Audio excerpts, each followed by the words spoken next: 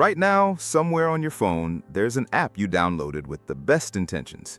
Maybe it's the journaling app that you opened twice and now just sits there with a little red notification you've learned to ignore.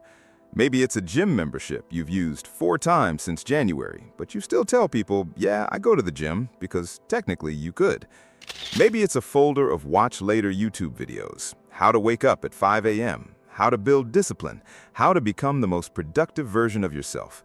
And you've watched a dozen of them, and somehow you feel like you've made progress just by watching. I'm not judging. I have a foam roller under my bed I bought after watching a video about recovery, and the most recovery it's ever done is for dust. We collect the inputs and treat them like outputs.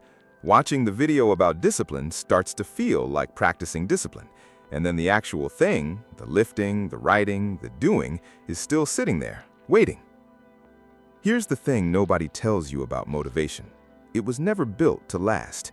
Motivation is a spike, a chemical bump that shows up when something is new, novel, or slightly threatening. It's designed to get you moving, not to keep you moving.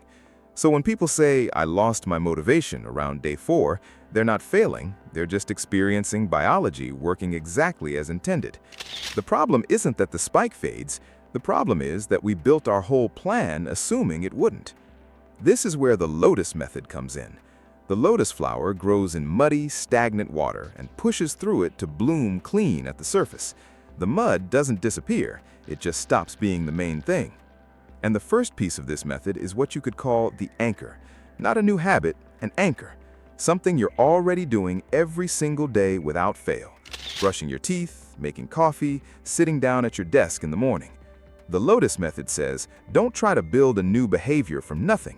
Attach it to something that already has momentum, something that's already growing through the mud on its own. So if you want to start journaling, you don't aim for write in my journal at some point today. You attach it. After I make coffee, I write 3 sentences. The coffee is already happening. It doesn't need motivation. It's on autopilot.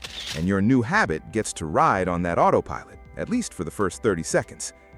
James Clear talks about something similar with habit stacking, the idea that a new behavior is far more likely to stick when it's tied to an existing cue rather than floating in time, waiting for you to remember it.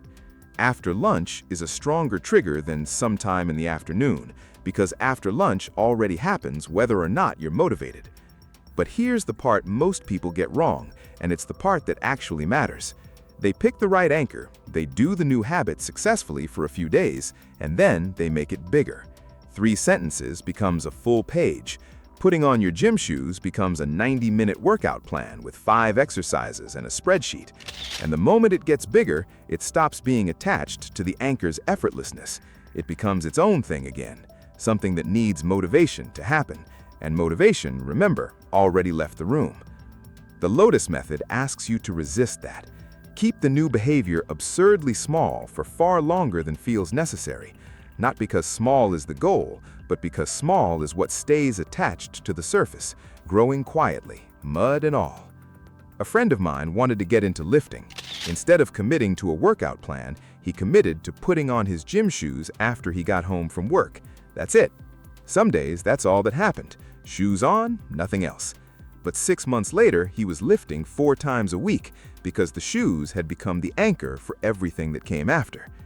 What's strange is that the small version doesn't feel like progress while you're doing it. 3 sentences doesn't feel like becoming a writer. Putting on shoes doesn't feel like becoming someone who lifts.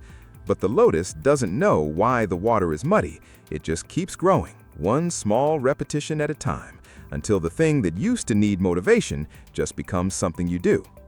So, here's my question for you. What's one thing you're already doing every day without fail, and what's the smallest possible thing you could attach to it? Write it in the comments, make it specific, and if this was useful, consider subscribing. Until next time.